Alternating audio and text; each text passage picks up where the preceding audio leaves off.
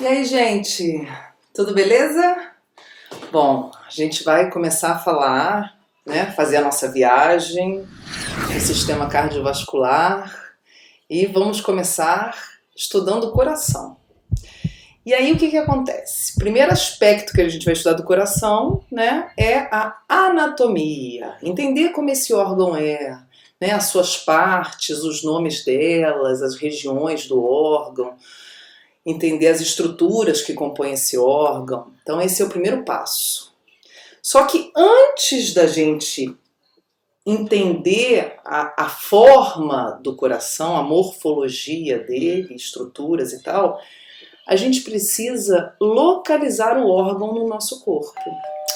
Sempre que a gente vai estudar um órgão, né, que é maravilhoso estudar o corpo humano, entender, né, os órgãos. Eu sou uma apaixonada, minha opinião é meio suspeita, né? Mas eu acredito que todo mundo que escolha cursos da saúde, de cara desde a escola, adora estudar corpo humano, né?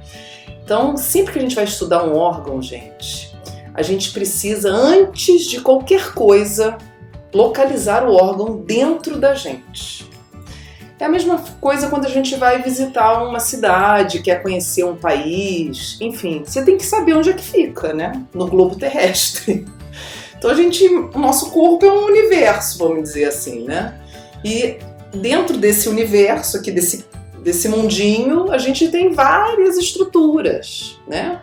Vários órgãos, várias regiões, é da cabeça até os pés, de vísceras e estruturas. Então a gente precisa primeiro localizar no corpo da gente onde é que fica. Então, gente, a gente tem que ter em mente o seguinte, ó. Quais são os compartimentos que guardam órgãos dentro da gente?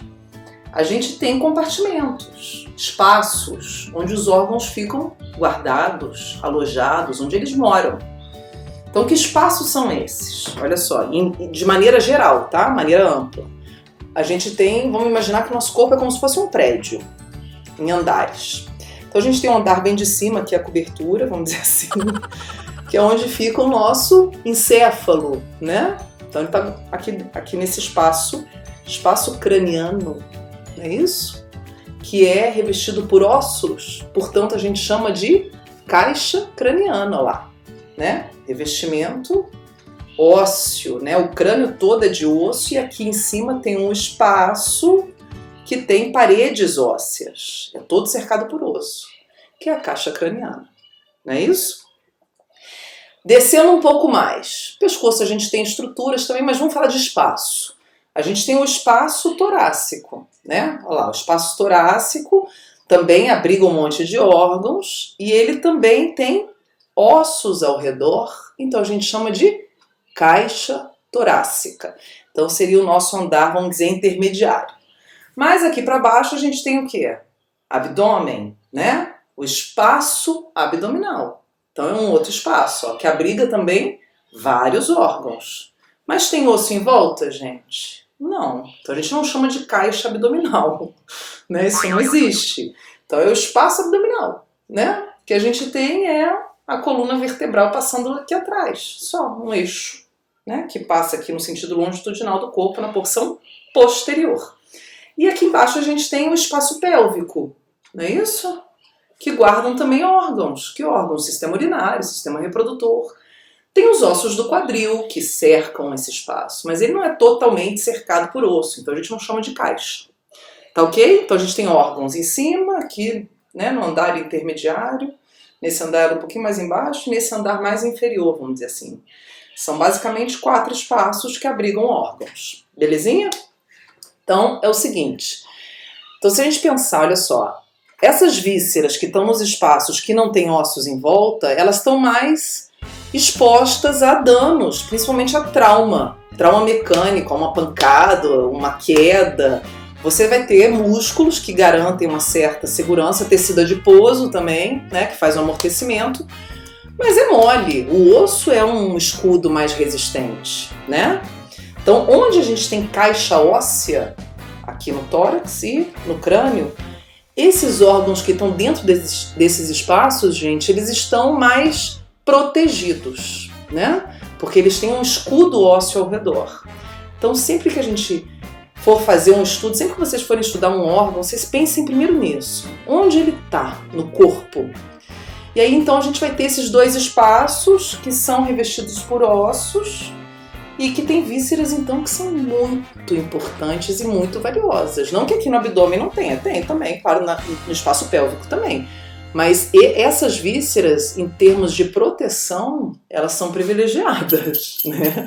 Elas estão blindadas, estão bem seguras. Para romper esse escudinho aqui, ó, a gente precisa ter um trauma muito forte, né? Para ter uma ruptura, uma fratura óssea que tenha, que encontre esses órgãos, tá? Então, o que está dentro das caixinhas são coisas bem valiosas, né? São as mais valiosas, vamos dizer assim. Todas são valiosas, mas essas são mais. Né? O que é precioso pra gente, a gente não guarda bem guardadinho, numa caixinha, guardando no armário, numa gaveta e tal. Então, os órgãos aqui na gente também. Então é o seguinte, o encéfalo a gente sabe que está aqui em cima, bem guardadinho na caixa craniana. Aqui, no tórax, a gente vai ter os pulmões, né? Importantíssimos, vitais, está aqui nos sistemas de manutenção da vida. E o nosso lindo, maravilhoso coração, né? Vai estar bem no centro aqui do tórax, no centro do espaço torácico. Então pensem que o espaço é um espaço, como se fosse uma sala. A gente vai ter o coração bem no meio e em volta os pulmõezinhos abraçando ele, tá? Então é o seguinte, gente.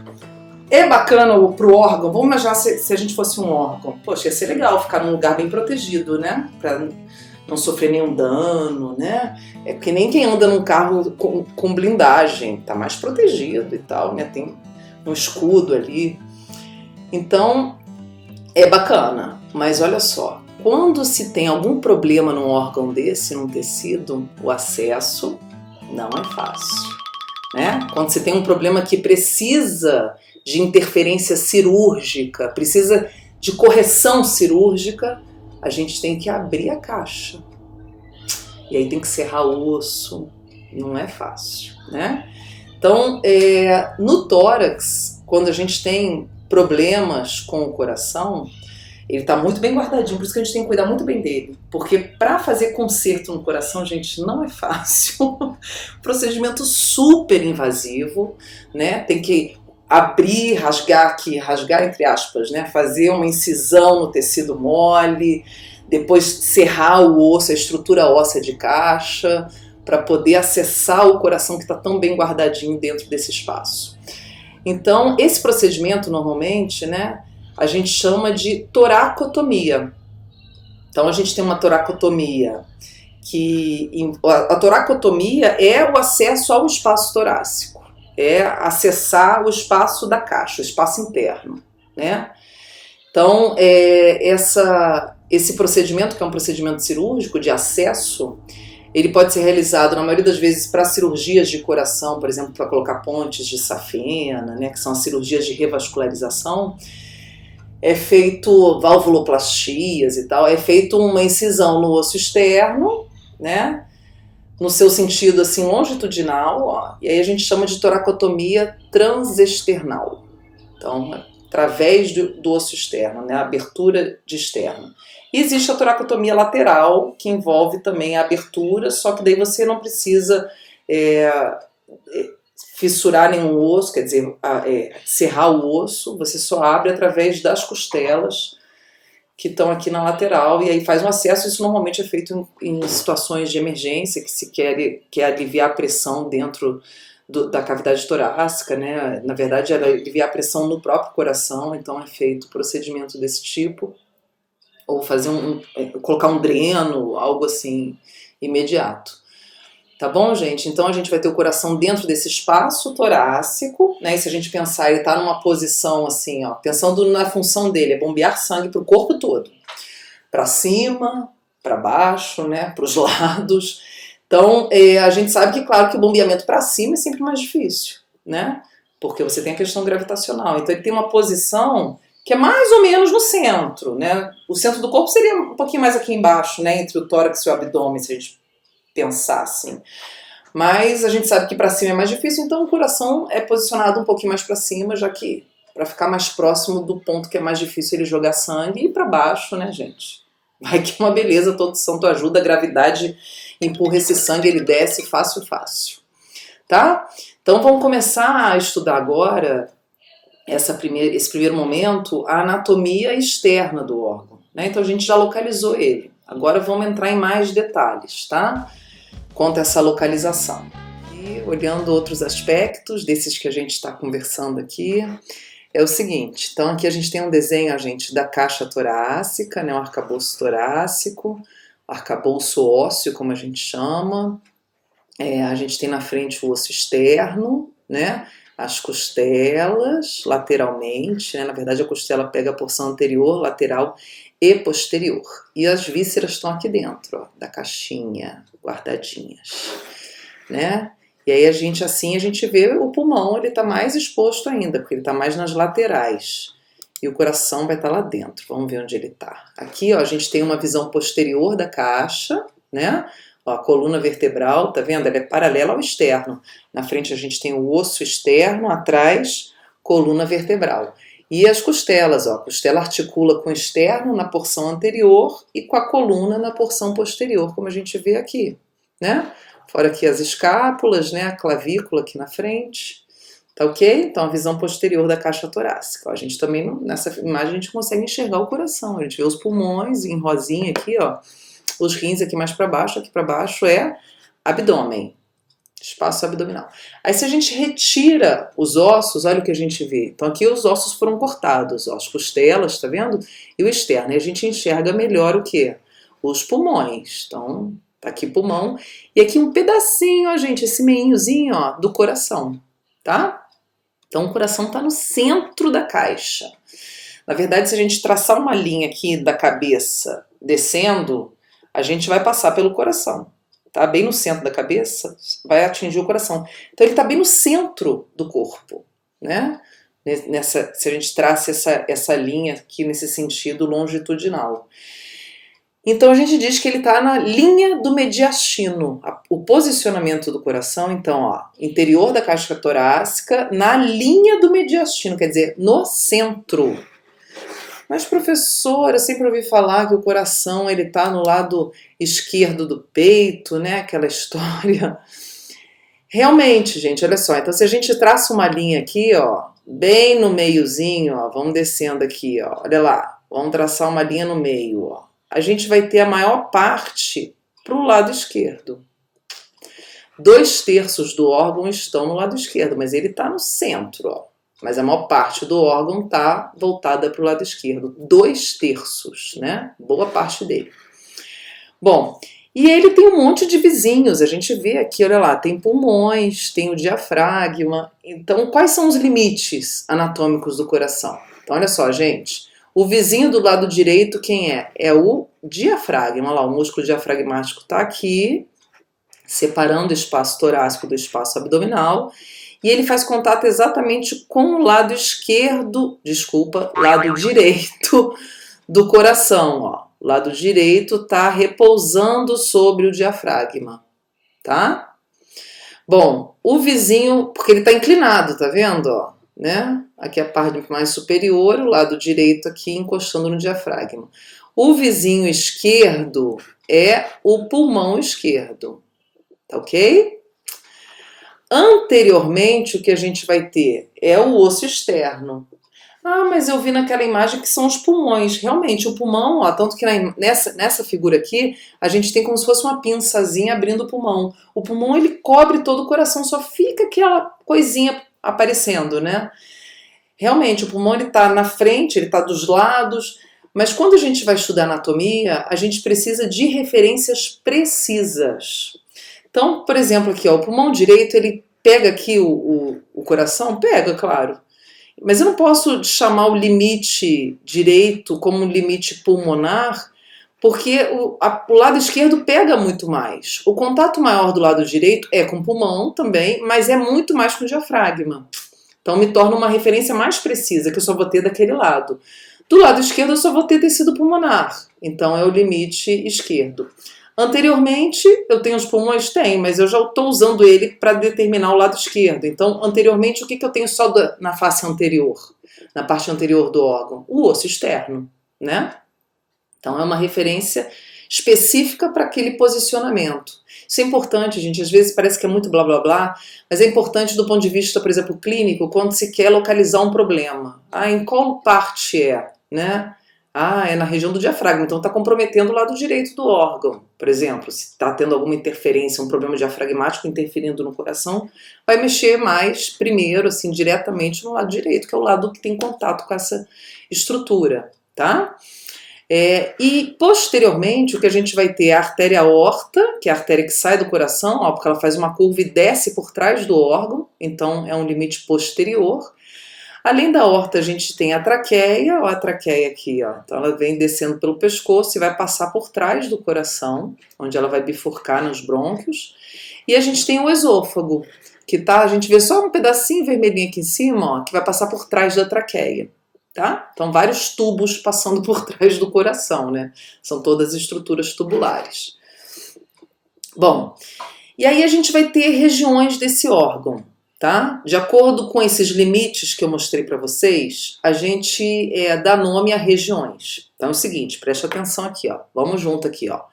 Então a gente vai ter uma borda que a gente chama de borda pulmonar, que é justamente a borda esquerda. Então, ao invés de falar assim, a bordinha esquerda do coração, a gente chama de borda pulmonar. Tá? Porque é o limite do coração com o pulmão esquerdo, é o que está em contato, o lado do coração que está em contato com o pulmão. Ó. Então a gente dá esse nome de borda pulmonar. Tá ok? Então se a pessoa sofre uma lesão, um trauma, sei lá, toma um tiro, enfim, qualquer coisa. Onde foi atingido? Atingiu o coração, mas aonde? Na borda pulmonar. Eu já sei que foi aqui na margem esquerda. Situação gravíssima, né? Danos nessa região. Qualquer região dele é grave. A outra borda que a gente vai ter está aqui embaixo, ó, gente. É a chamada borda diafragmática. Por quê? Porque é a região que está em contato com o diafragma. Tá ok? Então, a borda direita do coração é a diafragmática. Bom, aqui num corte, ó, que foi cortado assim, né? Então, um corte transversal do tórax. E a gente consegue ver as estruturas lá dentro, ó, os pulmões e aqui o coraçãozão bonitão, ó. Então a gente consegue ver os limites anteriores e posteriores. Então aqui na frente a gente vai ter o osso externo, portanto a face external. Em vez de falar assim a parte da frente do coração, vai ficar um troço mais clínico, né? A face external, tá? Uma linguagem mais acadêmica e clínica. Aqui atrás a gente tem a face posterior. Então eu não dou um nome de face, sei lá, aórtica, face traqueal, face esofágica, não, porque são 3 limites, então a gente só chama de face posterior, tá? É a parte de trás do coração. Belezinha? Bom, então aqui a gente consegue ver o órgão, né? Ele tá então inclinadinho, tá? Ele tem uma parte mais larga, outra mais afunilada, né? Aqui a gente vê melhor, tá vendo? Essa visão um pouquinho mais 3D. Ó, ele funcionando, ó, que lindo. E aí a gente vê o seguinte, gente, que essa parte mais larguinha, tá vendo aqui de cima, ela também tá inclinadinha para trás assim, ó, né? E a parte mais estreitinha, que é essa aqui, ó, ela tá mais para frente. É como a gente deitada assim, ó, inclinado, né? A cabeça mais para trás e os pés aqui mais para frente. Então, o coração ele tá meio reclinadinho assim, ó. E tá de ladinho também, né? Então ele também está de lado, ele não está retinho aqui dentro, tá? Então vamos ver aqui as outras partes do órgão, olha só. Então olha que lindo aqui, ó. Então a gente tem essa parte mais larga, que a gente chama de base. É a base do coração, onde estão inseridos aqui, ó, os vasos sanguíneos. Aí a gente tem uma parte mais afunilada, que a gente chama de ápice. É o ápice cardíaco. Por que recebe esse nome, gente? A base aqui é por conta dos vasos estarem aqui, ó, é a base de inserção dos vasos, dos grandes vasos sanguíneos que chegam e saem do coração, né? E o ápice é por conta de uma questão fisiológica, funcional, é o ápice da contração, é o ponto do coração que a gente tem a maior intensidade de contração, tá? De atividade muscular. É nessa região aqui, é o ápice cardíaco. E como é que eles estão posicionados? Olha aqui. Então a gente viu naquela imagem, aqui também dá para ver, ó, a base, essa parte mais larga, ela tá para o lado direito, ela é mais superior, quer dizer, ela tá mais para cima e ela tá mais para trás, é mais posterior, né? Lembrando que o coração tá reclinadinho assim. E o ápice, olha lá, como é que tá o ápice? Ele tá voltado para o lado esquerdo. Então, por isso que a gente percebe melhor o funcionamento cardíaco do lado esquerdo, quando a gente posiciona o ouvido no pé de alguém, assim, a gente sente, até bota a mão, a gente sente né, a vibração do movimento cardíaco maior do lado esquerdo, porque é lá que a gente tem o ápice, que é o ponto onde é maior o funcionamento. E ele está mais para baixo, quer dizer, um posicionamento inferior, e ele está mais para frente, anterior, tá bom? Bom, vamos falar um pouquinho de dimensões aqui do coração. Ó. Então eu tenho uma imagem aqui, a mesma que a gente viu anteriormente do coração, uma visão anterior do órgão. E aqui eu tenho um corte transversal, ó, como se ele tivesse sido cortado nesse sentido assim. Tá? Então é o seguinte, ó, atenção, ó, o comprimento. O que eu vou ter de comprimento? O que é o comprimento? Ó? Comprimento é essa medida aqui, ó, da base para o ápice. Então eu vou ter mais ou menos 12 centímetros. Isso no coração de um indivíduo adulto. Tá? Então é uma média aí. Então eu vou ter de comprimento mais ou menos uma média de 12 centímetros no coração normal de um indivíduo adulto. A largura, gente, então a largura 9 centímetros. O que é a largura? É o ponto mais largo aqui, ó. Ó, onde está passando essa seta azul aqui. Então eu vou ter mais ou menos 9 centímetros. A espessura é a terceira dimensão, por isso que eu botei essa imagem aqui no corte transversal do órgão. É aqui, ó. Pegando aqui, da porção anterior para a porção posterior. Então, eu vou ter mais ou menos em torno de 6 centímetros, tá? E o peso, né? Quanto pesa um coração? Uma coisa bem, assim, emotiva, né? Quanto pesa o meu coração tá pesado, meu coração tá leve. Mas, no geral, gente, o peso do coração varia aí, ó, que tá aí entre 250 a 300 gramas, tá? Essas medidas aí, 250 vale para as mulheres e 300 para os homens, tá vendo? Os homens têm um coração mais denso, mais pesado. Brincadeira. Mas a gente vai ter mais ou menos esse peso. Aí eu pergunto a vocês, esse órgão ele pode sofrer alteração de tamanho? Porque a gente tem vários órgãos do corpo que o seu tamanho pode ser alterado durante a vida, né? Por exemplo, o estômago é um que pode alterar, o útero feminino, né? Quando a gente tem óbvio que é feminino, o útero quando na gestação ele aumenta, depois ele diminui. Aí eu pergunto o coração, gente. O coração ele cresce na infância, ele vai acompanhando o crescimento do corpo por conta da atuação de hormônio de crescimento. Só que ele é formado por células, uma das camadas de tecido é um tecido muscular. E as células musculares estriadas, né, elas têm uma característica que elas não regeneram, quer dizer, elas não fazem mitose, tá?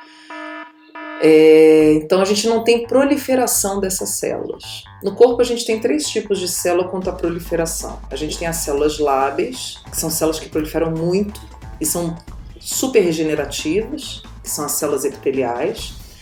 A gente tem as células estáveis, que fazem mitose se ela for estimulada, tá? Com um estímulozinho ela até prolifera, mas ela precisa de um incentivo. E a gente tem as células perenes que não proliferam nunca. As células perenes são aquelas que quando sofrem lesão você não tem regeneração do tecido, você perde célula. Você tem aí os neurônios e as células musculares, cardíacas e esqueléticas. Então esses tecidos não regeneram. É o caso do coração. Essas células, a gente sabe que o músculo esquelético ele pode crescer. Se a gente dá uma malhada, a gente tem um crescimento de massa. Por quê, gente? Porque essas células sofrem um processo que a gente chama de hipertrofia. Elas não aumentam em quantidade, elas aumentam de tamanho, tá? Então, quando você vai lá fazer uma musculação e tudo começa a ganhar massa, os músculos crescendo, é porque as células musculares estão aumentando de tamanho, tá ok? Elas não estão aumentando em número, isso não acontece. Então, com o coração também acontece isso. A gente pode ter o coração malhando um pouco mais e ele crescendo. E a pessoa ficar com o coração grande. Ter coração grande no sentido figurado é maravilhoso, no sentido físico não é bacana, porque isso vai trazer problemas para o funcionamento do órgão. Então aqui, ó, para vocês terem uma ideia, a gente tem aqui um coração, ó, com dimensões consideradas normais, o do meio aqui já com aumento, tá vendo? Ele vai perdendo até a forma dele, ó, né? Essa parte mais afuniladinha vai ficando mais larga, e aqui um gigantão, ó. Então a gente tem a doença de Chagas como causador de hipertrofia cardíaca, que a gente chama de cardiomegalia, e a hipertensão arterial também produz hipertrofia cardíaca, tá? E aí quando a gente olha internamente, ó, por que não é bom? Aqui a gente tem uma situação também atípica, que é um coração mais dilatado, mas aqui um coração que está se esforçando mais, ó. Então o coração normal, tá vendo a parede como é que é? A gente tem um espacinho aqui, é ventrículo esquerdo, região do coração que recebe sangue e que vai jogar sangue para o corpo todo. E aqui, hipertrofiada, só quase não tem espaço, tá vendo? Esse espacinho onde o sangue fica guardado ali, alojado por um tempo até ele ser bombeado. Aqui nesse coração quase não tem espaço para esse sangue entrar. Estão vendo? Então isso pode produzir, vai deixando o órgão, que é um órgão oco, ó, ele tem espaços dentro, ele vai se tornando maciço. E aí ele vai deixar de exercer a sua função, que é bombear sangue, receber sangue e jogar esse sangue para frente. Porque não vai ter espaço dentro dele para estar recebendo esse sangue. E aí a pessoa acaba tendo uma parada cardíaca com o passar do tempo. Tá ok, gente? Então é isso que eu tinha para falar para vocês sobre essa anatomia externa do coração. Na próxima aula a gente vai falar sobre anatomia interna. Vamos ver como é que ele é por dentro. Belezinha? Então até a próxima.